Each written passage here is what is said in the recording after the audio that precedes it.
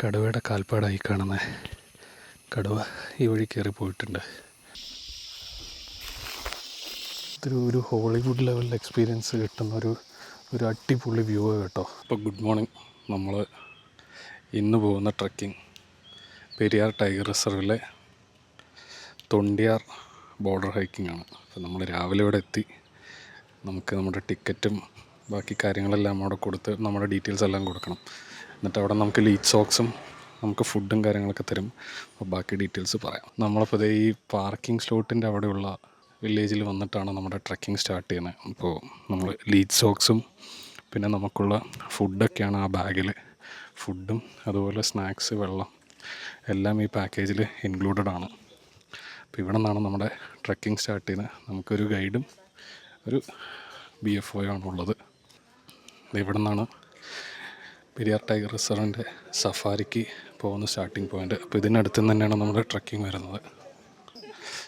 നമ്മളൊരു tribal area, ഒരു tribal കോളനിയാണ്. അപ്പം നമ്മൾ ഇതിനകത്തൂടെയാണ് നമ്മുടെ ട്രക്കിംഗ് സ്റ്റാർട്ട് ചെയ്യുന്നത്. നമ്മുടെ കൂടെയുള്ളത് അനീഷ് സാറാണ്. രണ്ട് ഗൈഡുമാരും ഒരു BFO ആണ് വരുന്നത്. അപ്പോൾ ഒരു ഗൈഡ് നമ്മുടെ കൂടെ ജോയിൻ ചെയ്യും. അപ്പം അങ്ങനെയാണ് നമ്മുടെ ട്രക്കിംഗ് ഏകദേശം 15-16 കിലോമീറ്റർ അപ്പ് ആൻഡ് ഡൗൺ ആണ് ട്രക്കിങ്ങിൻ്റെ ഡിസ്റ്റൻസ്. എക്സാക്റ്റ് 15-16 ആയിരിക്കില്ല, മേ ബി കൂടാം അല്ലെങ്കിൽ കുറയാം. ഈ ട്രൈബൽ കോളനിയിലുള്ള ഈ സ്ഥലമില്ലേ, ഈ സ്ഥലത്തിൻ്റെ ഉടമസ്ഥാവകാശം എന്ന് പറയുന്നത് ഫോറസ്റ്റിനാണ്. പക്ഷേ ഇവിടുത്തെ ആളുകൾക്ക് ഇവിടെ വീട് കെട്ടാം, അതുപോലെ കൃഷി ചെയ്യാം, അവർക്ക് ഉപജീവന മാർഗം. പക്ഷേ ഇതിൻ്റെ ശരിക്കുള്ള ഉടമസ്ഥാവകാശം ഫോറസ്റ്റിനുള്ളതാണ്. ഭൂമി കൈമാറ്റം ചെയ്യാൻ പറ്റില്ല. തലമുറകളായിട്ട് കൈമാറ്റം ചെയ്യാമെന്നല്ലാതെ പുറമേ നിന്നുള്ളൊരാൾക്ക് ഈ ഭൂമി കൈമാറ്റം ചെയ്യാൻ പറ്റില്ല. അങ്ങനെയാണ് ഈ ട്രൈബൽ കോളനിയുടെ ഭൂമി ഇരിക്കുന്നത്. അപ്പം നമ്മൾ ആ ഒരു ട്രൈബൽ കോളനിക്കകത്തൂടെയാണ് നടന്നുകൊണ്ടിരിക്കുന്നത്. ട്രൈബൽ കോളനി കഴിഞ്ഞ് കുറച്ചുകൂടെ ഉള്ളിൽ കയറിയിരിക്കുകയാണ്. നമ്മുടെ ലെഫ്റ്റ് സൈഡ് മൊത്തം കാടും റൈറ്റ് സൈഡ് വീടുകളുള്ളത്. നമ്മൾ കുറച്ചുകൂടെ കഴിഞ്ഞാലാണ് പ്രോപ്പറായിട്ട് കാട്ടിലോട്ട് കയറുന്നത്. നമ്മളൊരു ചെറിയ പാലം കടക്കാൻ പോവുകയാണ്.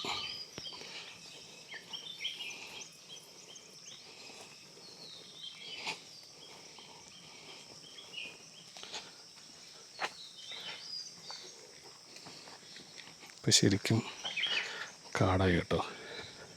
കാരണം എന്ന് വെച്ച് കഴിഞ്ഞാൽ ഈ കാണുന്ന കുഴി ട്രഞ്ചാണ്. ഇപ്പുറത്തൊരു അരുവിയും. നമ്മൾ ട്രഞ്ച് കടന്നിട്ടാണ് പോകുന്നത്. നമ്മൾ ചെറിയൊരു അരുവി കഴിഞ്ഞ് കുറച്ചുകൂടെ ഓപ്പണായിട്ടുള്ളൊരു സ്ഥലത്ത് കയറിയേക്കാണ്.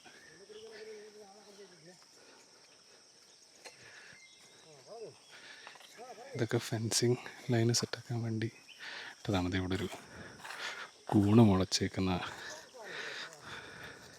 ചാണകത്തിൽ നല്ല രസമുണ്ട് അത് കാണാൻ. ഇവിടെ ഒരു ചെറിയ അരുവി കഴിഞ്ഞിട്ടാണ് നടക്കുന്നത്. നമ്മളൊരു ചെറിയ കയറ്റം കയറിക്കൊണ്ടിരിക്കുകയാണ്. ഈ പെരിയാർ ടൈഗർ റിസർവിലെ കഴിഞ്ഞ മാസത്തെ കണക്ക്, അതായത് മാർച്ച് മാസത്തെ കണക്ക് പ്രകാരം ഏകദേശം 39-40 കടുവകളാണ് ഉള്ളത്. അത് ക്യാമറ ട്രാപ്പിൽ നിന്ന് കിട്ടിയ ഡീറ്റെയിൽസാണ്. അപ്പോൾ അതിലും കൂടാനേ ചാൻസ് ഉള്ളൂ സർവേ പ്രകാരം. ഒരു 39-40 കടുവകൾ. അങ്ങനെയാണ് ഇപ്പോഴത്തെ ഇവിടുത്തെ കടുവയുടെ സർവേയിൽ കടുവയുടെ എണ്ണം പറയുന്നത്. ഇവിടെ ആനകൾ വരുന്ന ഏരിയയാണ്. നിറയെ ആനപ്പിണ്ടങ്ങൾ കാണാം. കുറച്ചുകൂടെ തിക്ക് ഫോറസ്റ്റാണ്. നമ്മൾ യൂഷ്വലി പോകുന്നൊരു ടെറൈൻ വ്യത്യാസമായിട്ടുള്ളൊരു ടെറൈനാണ്. നമ്മളിപ്പോൾ ഒരു കയറ്റം കയറിക്കൊണ്ടിരിക്കുകയാണ്. ഈ കയറ്റം കയറിയെത്തുന്നൊരു മലയുടെ ടോപ്പിലാണ്. അവിടെ കുറച്ച് ഗ്രാസ് ലാൻഡും അങ്ങനത്തെ ടെറൈനുണ്ട്. അത് കഴിഞ്ഞാൽ പിന്നെ നമുക്ക് ഇറക്കണം. ഈ കയറ്റമാണ് കുറച്ച് ടെറൈൻ ഡിഫിക്കൽട്ടാക്കുന്നത്.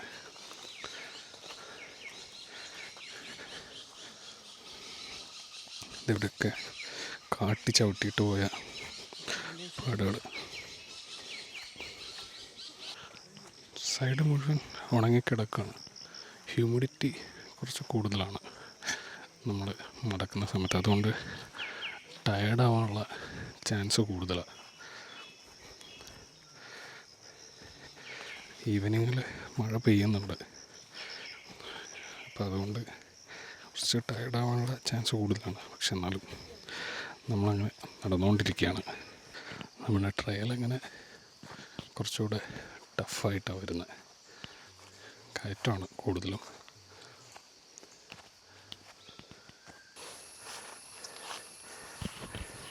സൈഡിലൂടെ അരുവി നമ്മളിത് കാട്ടിക്കൂടെ പോയിക്കൊണ്ടിരിക്കുക.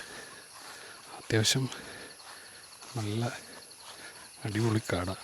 ഭയങ്കര തിക്കായിട്ട് ഒരു ഭയാനകം ഫീൽ ചെയ്യും.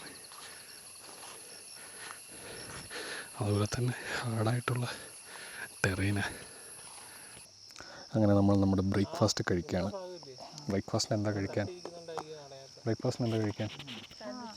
കാണിച്ചേ. ബ്രേക്ക്ഫാസ്റ്റ് നമുക്ക് സാൻഡ്വിച്ചാണുള്ളത്. ഇതുപോലത്തെ ഒരു ബോക്സിലായിരിക്കും നമുക്ക് ഫുഡ് കൊണ്ടുതരുന്നത്. അതെ, എല്ലാവരും റെസ്റ്റിലാണ്. ഇതുപോലൊരു സ്ഥലത്ത് നിന്ന് ഫുഡ് കഴിക്കുക.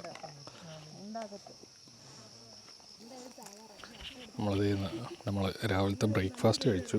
ബ്രേക്ക്ഫാസ്റ്റ് സാൻഡ്വിച്ചായിരുന്നു. അപ്പോൾ നിങ്ങൾ നേരത്തെ കണ്ടില്ല, അതുപോലെ ഓരോ ടിഫിൻ ബോക്സിൽ ബ്രേക്ക്ഫാസ്റ്റും വെള്ളവും അതുപോലെ തന്നെ കുറച്ച് ഫ്രൂട്ട്സും നമുക്ക് തരും. അതും ഈ പാക്കേജിൽ ഇൻക്ലൂഡഡ് ആണ്. അപ്പോൾ വെള്ളമൊന്നും നിങ്ങൾ കൊണ്ടുവരേണ്ട ആവശ്യമില്ല. ഇപ്പോൾ ഇതേ ഒരു പാറപ്പുറത്തിന് നമ്മൾ ഫുഡ് കഴിച്ചതായിരുന്നു. ഇന്നലെ മഴ പെയ്തുകൊണ്ട് അത്യാവശ്യം നല്ല രീതിക്ക് തന്നെ അട്ടയുണ്ട്. അപ്പോൾ അട്ട ദേഹത്തൊക്കെ കയറുന്നുണ്ടോയെന്ന് ശ്രദ്ധിക്കണം. നമ്മൾ ഫുഡ് കഴിച്ച അവിടെ നിന്ന് അത്യാവശ്യം സ്റ്റീപ്പായിട്ടുള്ള കയറ്റമാണ്. അപ്പോൾ എല്ലാവരും കുറച്ച് സ്ലോ ആയിട്ടാണ് വരുന്നത്. നമ്മൾ ഇത്രയും നേരം കയറിയതിനേക്കാളും കുറച്ചുകൂടെ നല്ല സ്റ്റീപ്പായിട്ടുള്ള കയറ്റമാണ്. അത്യാവശ്യം ഹാർഡാണ് ട്രക്കിങ്. എനിക്ക് ഈ ടെറൈനെ കണ്ടാൽ തന്നെ മനസ്സിലാവും.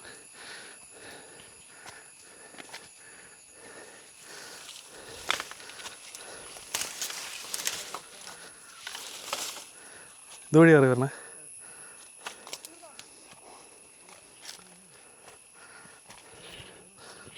ഇതുണ്ടോ, ടെറൈൻ കാണുന്നുണ്ടോ?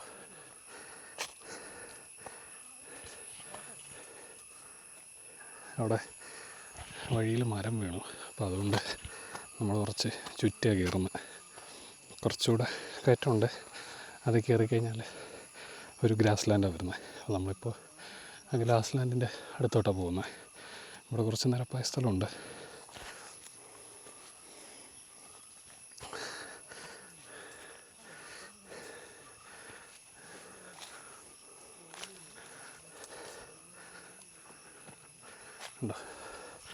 ഭയങ്കര അടിപൊളി സ്ഥലമാണ്.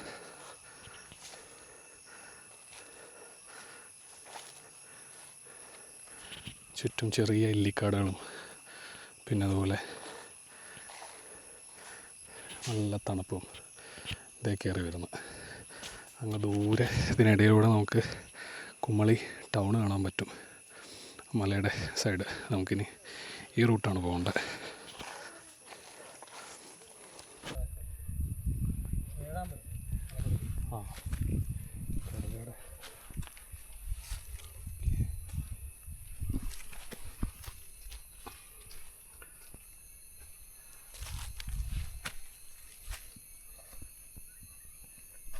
കടുവയുടെ കാൽപ്പാടാട്ടോ ഇത്.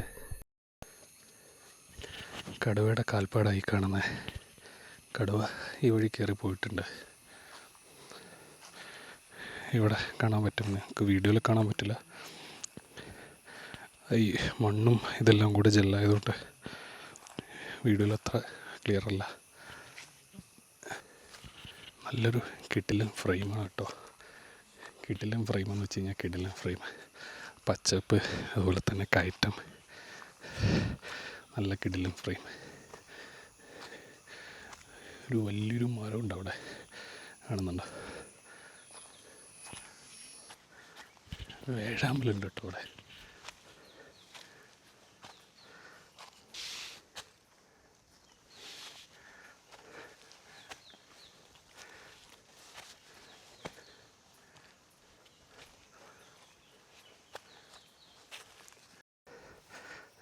അങ്ങനെ നമ്മൾ അത്യാവശ്യം സ്റ്റീപ്പായിട്ടുള്ള കയറ്റം കറിഞ്ഞത് ഒരു ഗ്രാസ് ലാൻഡ് എത്തിയേക്കാണ്.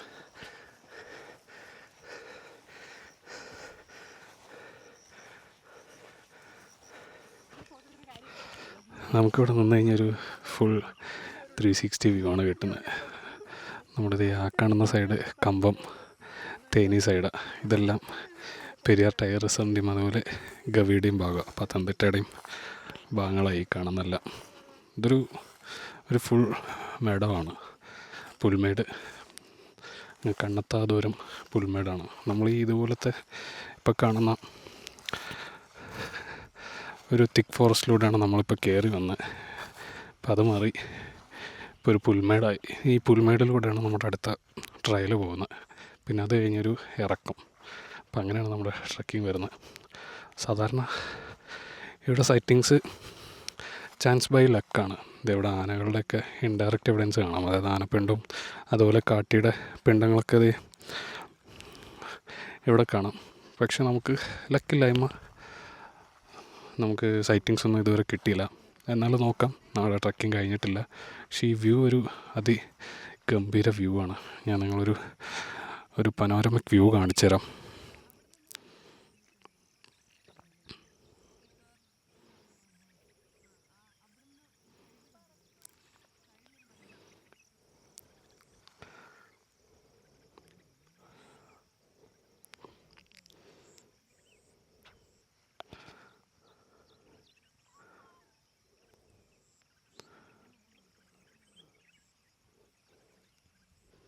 അപ്പോൾ ഇതാണ് നമ്മുടെ 360 വ്യൂ.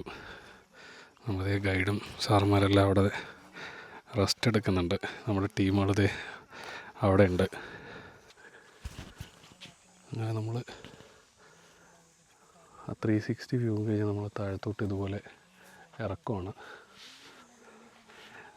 ഇതെല്ലാം കരടികൾ വരുന്നൊരു ഏരിയയാണ് രാത്രി.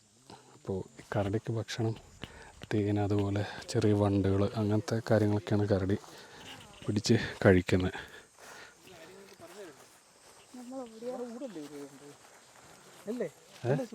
അതെ അതെ അതെ അതെ. ആനകൾ ഇവിടെ വന്ന് കഴിച്ച പാടുകളും അതുപോലെ മഴ സമയത്ത് കാട്ടികൾ വന്ന പാടും, ഇതൊക്കെ കരടിയുടെ കഷ്ടമാണ് ഈ കാണുന്നത്. ഇവിടെയുള്ള ചെറിയ ചെറിയ പ്രാണികളൊക്കെ പിടിക്കാൻ വേണ്ടിയിട്ട് കരടികൾ വരും.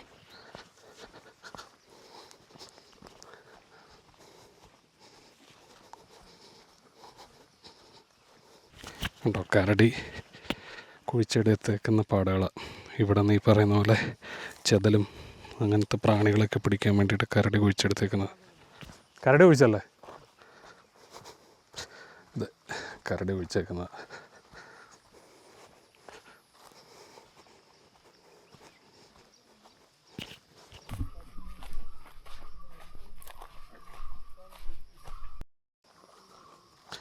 വീണ്ടും നമ്മൾ നേരത്തെ കയറിയൊരു തിക്ക് ഫോറസ്റ്റിനകത്തോടെ നമ്മൾ കയറാൻ പോകുന്നത്. കുറച്ച് കയറ്റവും അതുപോലെ തന്നെ കുറച്ച് ഇറക്കമൊക്കെ ഉള്ള ചെറിയ ടെറൈനാണ്. അത് നമ്മൾ ഇത്രയും ഹാർഡായിട്ടുള്ളൊരു ടെറൈനല്ല.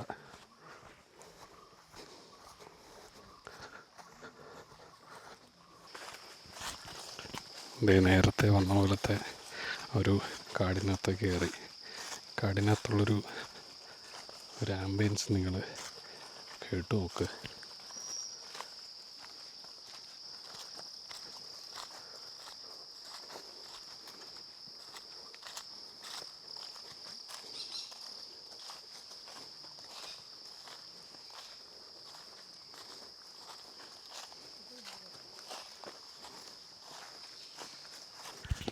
കാട് ഭയങ്കര തിക്കായി കൊണ്ടുവരിക.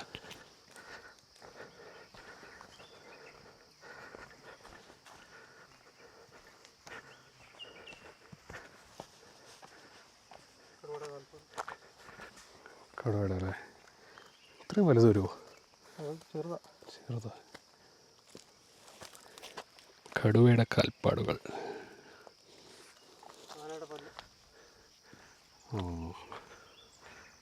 വീഡിയോ എടുക്കാം.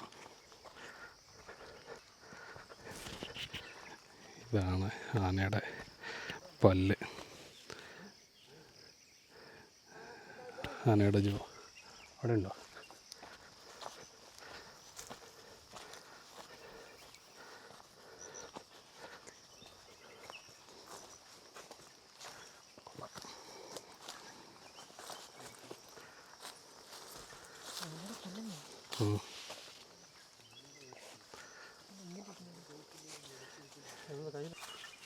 ഇതൊക്കെ ആന കിടന്നിട്ടുള്ള ഏരിയകളാണ്. നല്ലപോലെ അതിൻ്റെ പാടുകളാണ് ഇവിടെയൊക്കെ. ഈ സൈഡ് ഇവിടെ ചെറിയൊരു അരുവിയാണ്. അപ്പോൾ അരുവിയിൽ നിന്ന് വെള്ളം കുടിച്ച് ഇവിടെ കിടന്നിട്ടുള്ള സ്ഥലങ്ങളാണ് അതൊക്കെ. ഈ മണ്ണിങ്ങനെ ചെത്തി മിനിക്ക് പോലെ കാണുമ്പോൾ തന്നെ നമുക്ക് മനസ്സിലാവും. ഇതിനിടയിൽ കരടിയൊക്കെ വന്ന് ഇത് നോക്കിയിട്ടുണ്ട്.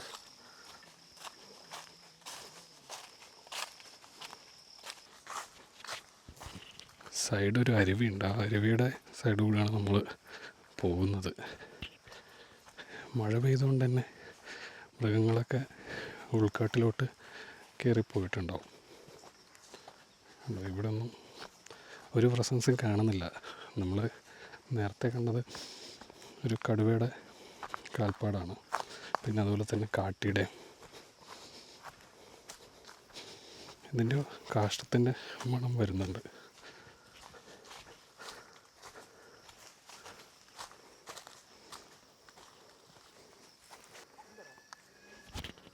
ഇത് കടുവയുടെ കാഷ്ടമാണ്. അധികം പഴക്കമൊന്നുമില്ല. നല്ലപോലെ സ്മെല്ലും അടിക്കുന്നുണ്ട് ഇതിന് അടുത്ത് വരുമ്പോൾ. അപ്പോൾ എവിടെയെങ്കിലും ഇതിൻ്റെ പ്രസൻസ് കാണാൻ കണ്ടോ? കാലുകൊണ്ട് ആ മണ്ണ് മുകളിലേക്ക് ഇട്ടേക്കാണ്. പൂച്ചയുടെ വർഗ്ഗമല്ലേ. കടുവയുടെ കാഷ്ടം. കടുവ റീസെൻ്റ് ആയിട്ടുള്ളതാണ്. സ്മെല്ല് കണ്ടോ?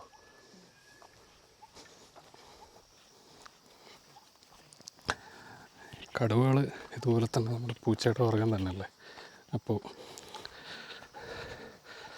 കടുവ ഇതുപോലെ വിസർജനം നടത്തി കഴിഞ്ഞാൽ അവരത് മണ്ണുകൊണ്ട് അത് മൂടാൻ നോക്കും. നമ്മുടെ പൂച്ചയും പട്ടിയൊക്കെ ചെയ്യുന്ന അതേപോലെ തന്നെ. അപ്പം അതുപോലെയാണ് നമ്മളവിടെ കണ്ടേക്കുന്നത്. ഒത്തിരി പഴക്കമൊന്നുമില്ല. ചിലപ്പോൾ ഒരു 1-2 ദിവസത്തെ പഴക്കം മാത്രമേ കാണൂ.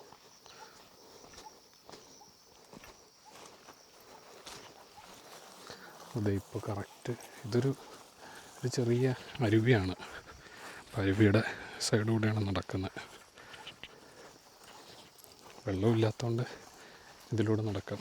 ഇപ്പോൾ ഇവിടെ ചതുപ്പാണ്. അതുകൊണ്ട് കാട്ടികളൊന്നും ഇങ്ങോട്ടേക്ക് വരാനുള്ള ചാൻസ് ഇല്ല. ആനകൾ ഒട്ടും വരില്ല. കാര്യം ചതുപ്പായതുകൊണ്ട് അവർക്ക് ഭയങ്കര ഡേഞ്ചറാണ് ചതുപ്പിൽ ഇറങ്ങിക്കഴിഞ്ഞാൽ. അപ്പോൾ ഇങ്ങോട്ടേക്ക് വരാനുള്ള ചാൻസ് ഇല്ല.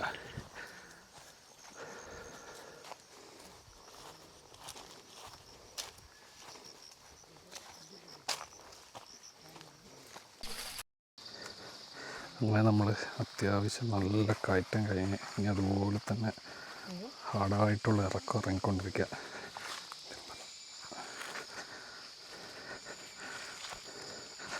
മണ്ണ് ചെറിയ നനവുള്ളതുകൊണ്ട് ചെറിയ ഗ്രിപ്പുണ്ട്.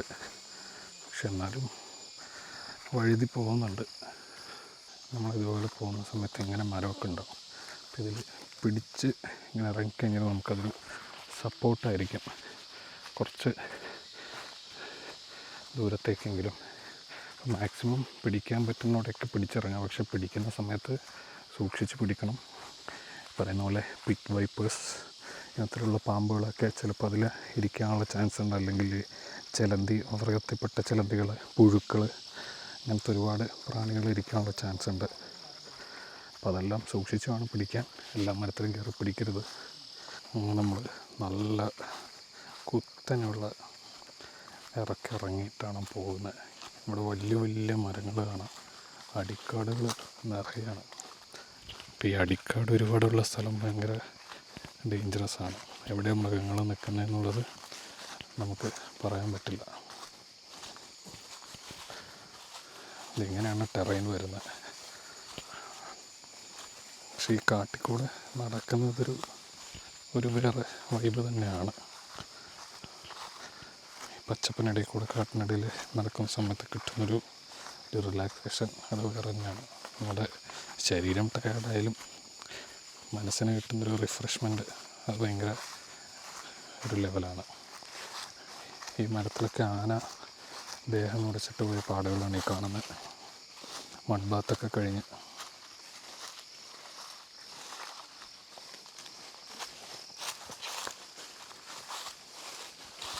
ഇതെല്ലാം ആനകളുടെ സ്ഥിര സാന്നിധ്യമുള്ള സ്ഥലമാണ്. പക്ഷേങ്കിൽ വേനൽ മഴ ഈ പ്രാവശ്യം കുറച്ച് കൂടിയതുകൊണ്ട് ഉൾക്കാട്ടിലോട്ടെല്ലാം പോയിട്ടുണ്ടാകും ആനകൾ.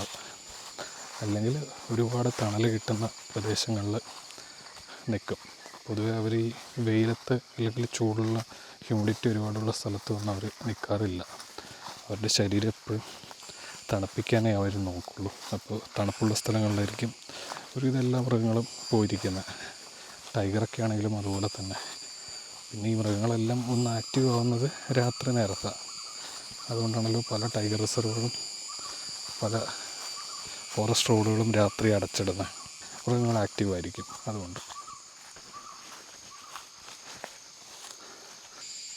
ഇവിടെ ഒരു പടുകൂറ്റൻ മരം, എന്തോരം വലുപ്പമോ! ഓ, കിടിലൻ വലിപ്പം എന്ന് വെച്ച് കഴിഞ്ഞാൽ അതിൻ്റെ വേരിറങ്ങിയിരിക്കാൻ തന്നെ ഭയങ്കര വലുപ്പമാണ്. ഇതെല്ലാം കരടികളുടെയൊക്കെ ഇഷ്ട സ്ഥലങ്ങളായിരിക്കും. ചെതലൊക്കെ ഉള്ള ഇഷ്ടംപോലെയുള്ള ചെതലുകൾ ഉള്ള സ്ഥലങ്ങൾ. ഇതിൻ്റെ വലുപ്പം ഒരു അപാര വലുപ്പം തന്നെയാണ് മരത്തിൻ്റെ.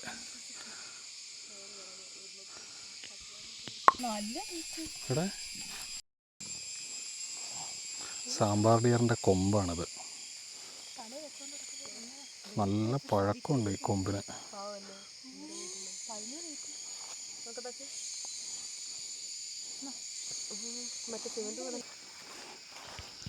അങ്ങനെ നമ്മൾ ഇപ്പോൾ ഒരു വാട്ടർ ബോഡിയുടെ സൈഡിലൂടെയാണ് നടന്നുകൊണ്ടിരിക്കുന്നത്. അവിടെ ഒരു തടാകമുണ്ട്.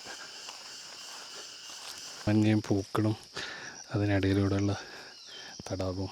ഇവിടെ നിന്നുള്ള വ്യൂ അടിപൊളിയാണ്. എല്ലാവരും ഫോട്ടോ എടുക്കുന്ന തിരക്കില്ല.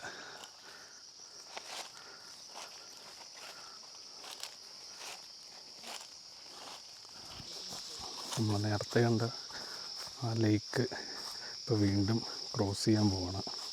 അതിലൂടെയാണ് വീണ്ടും പോകുന്നത്. നിങ്ങൾക്ക് കാണിച്ചു തരാം ആ ലേക്കിൻ്റെ വേറൊരു സൈഡ്. നമുക്ക് ലേക്കിൻ്റെ ഒരറ്റത്ത് നിന്ന് വേറൊരറ്റം കവർ ചെയ്തു. ഈ ലേക്കിൻ്റെ നടുക്കൂടെ നടന്നുകൊണ്ടിരിക്കുകയാണ്.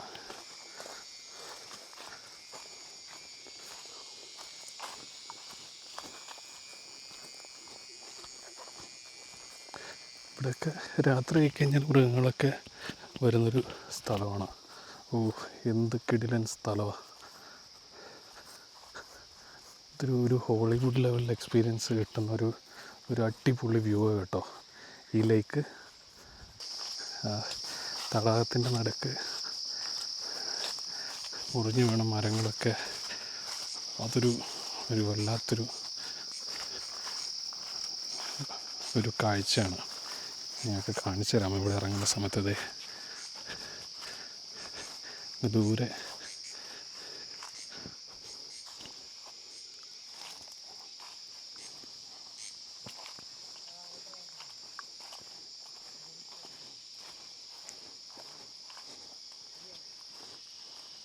നമ്മൾ ആ ലേക്കിന് സൈഡിലൂടെയാണ് പോകുന്നത്. അതെ, എന്തൊരു കിടിലൻ കാഴ്ചയാണ് നോക്കിയത്.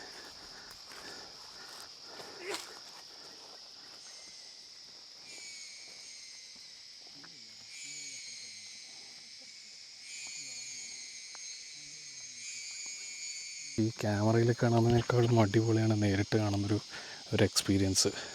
ഇതിന് നടുവ് ഇങ്ങനെ ഈ മരങ്ങളിങ്ങനെ പൊട്ടി നിൽക്കുന്ന സമയത്ത് നമ്മൾ ശരിക്കും ഒരു ഹോളിവുഡ് സിനിമ സെറ്റ്. ശരിക്കും പറഞ്ഞു കഴിഞ്ഞാൽ ഹോളിവുഡ് സിനിമ എല്ലാം മാറി നിൽക്കും. അതിൻ്റെ അപ്പുറത്താണ് ഈ പ്രകൃതി നമുക്ക് തന്നേക്കുന്ന ഈ ഒരു ഫ്രെയിമിൻ്റെ ഭംഗി എന്ന് പറയുന്നത്. അത് അത്രയും വൈഡായിട്ട് നമ്മുടെ കണ്ണിൽ കാണുന്ന സമയത്ത് ഒരു വല്ലാത്തൊരു ഭംഗി തന്നെയാണ് അതിന്.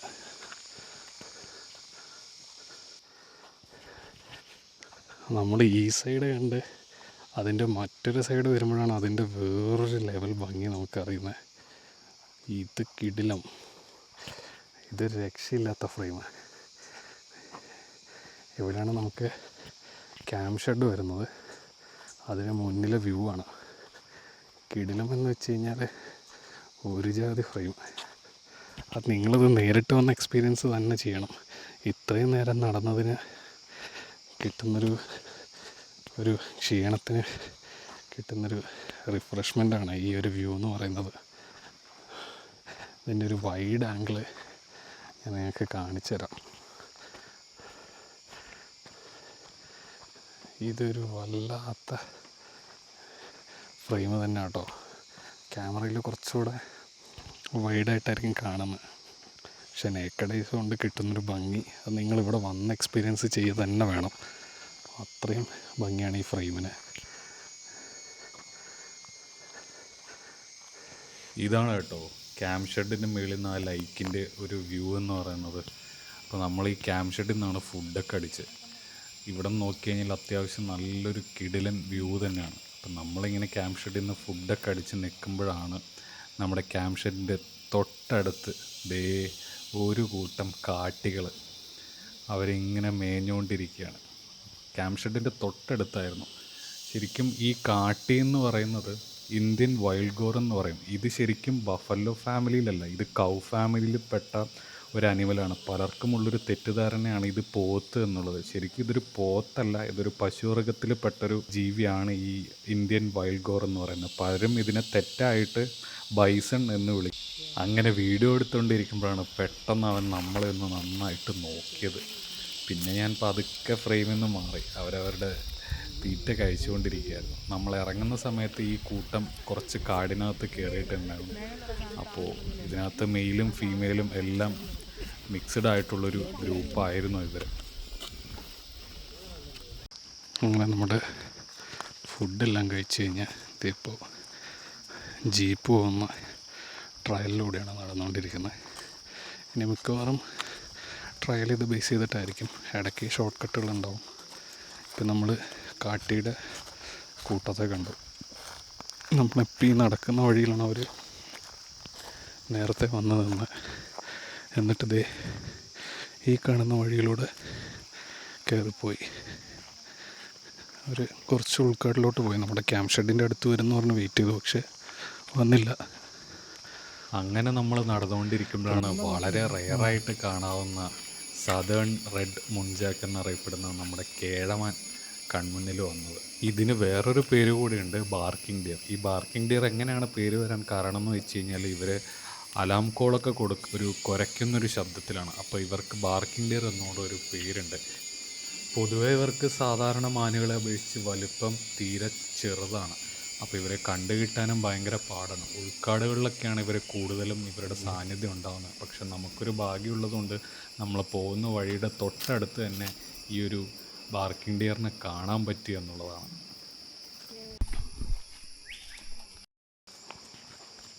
അങ്ങനെ നമ്മുടെ ജീപ്പ് ട്രയലിൽ നിന്ന് നമ്മൾ കുറച്ചുകൂടെ ഡീവിയേഷൻ എടുത്ത് ഇപ്പോൾ കേഴമാനെയും കണ്ട് നമ്മൾ വേറൊരു ട്രാക്കിലൂടെ നടന്നു പോവാണ്. ഇവിടെ ഒരു ചതുപ്പ് സ്ഥലമുണ്ട്, അതിന് സൈഡിലൂടെയാണ് നമ്മളിനി പോകുന്നത്.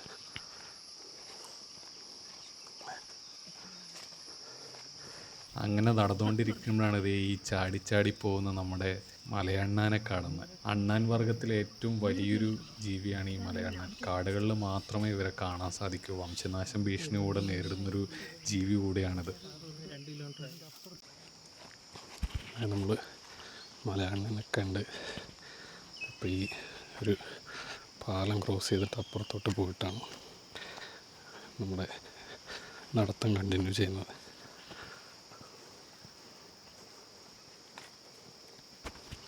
ഈ സ്ഥലം അത്യാവശ്യം ചതുപ്പുള്ള സ്ഥലം.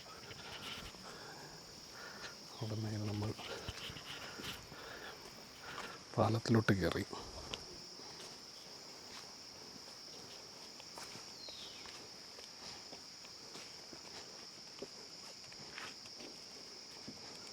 ഇവിടെ ചെറിയൊരു അരുവി സൈഡ് കാണാം.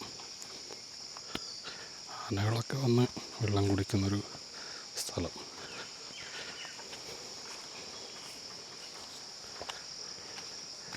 ഇനിയൊരു പാടമുണ്ട്. പാടത്തൂടെയാണ് ഇനി നമുക്ക് നടക്കേണ്ടത്.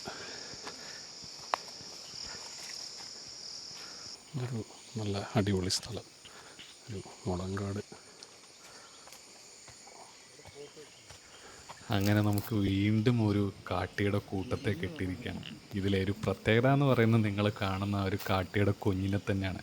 അവനക്ക് ഒരുപാട് നേരമായിട്ട് നമ്മളെ ശ്രദ്ധിച്ചുകൊണ്ടിരിക്കുകയാണ്.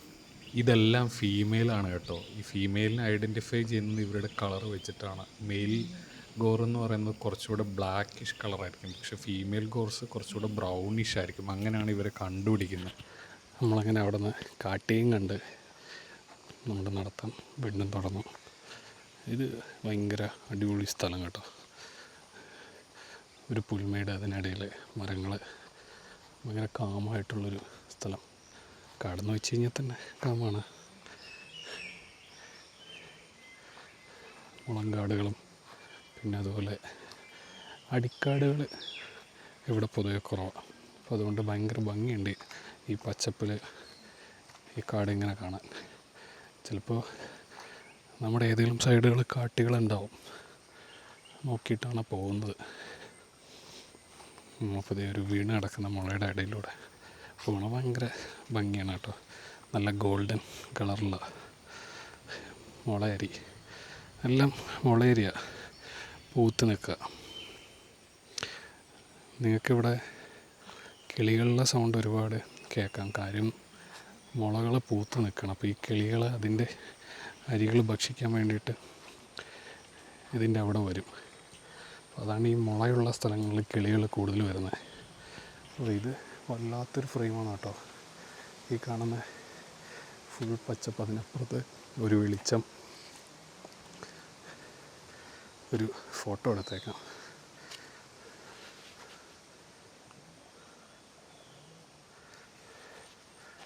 മഴക്കാറുണ്ട്, മഴ വരും എന്നാണ് തോന്നുന്നത്. എന്നാലും നോക്കാം. ഇടിയുടെ ശബ്ദം കേൾക്കുന്നുണ്ട്. മഴക്കാർ ഒരുപാടുണ്ട്.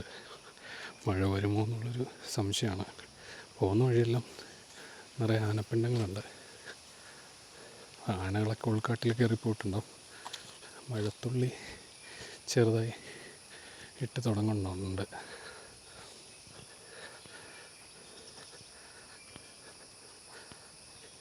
കിളികളുടെയും ചീവീടിൻ്റെയും സൗണ്ട് നിങ്ങൾക്ക് എത്രത്തോളം കേൾക്കാൻ പറ്റുമെന്നറിയില്ല.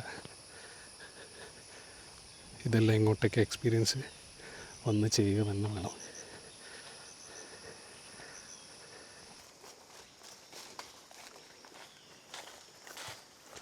ഇതെല്ലാം ആന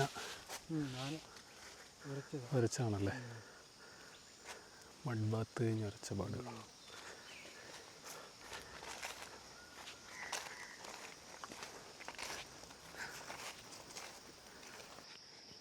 അങ്ങനെ നമ്മുടെ തൊണ്ടിയാർ ബോർഡർ ഹൈക്കിംഗ് ഏകദേശം അവസാനിച്ചിരിക്കുകയാണ്.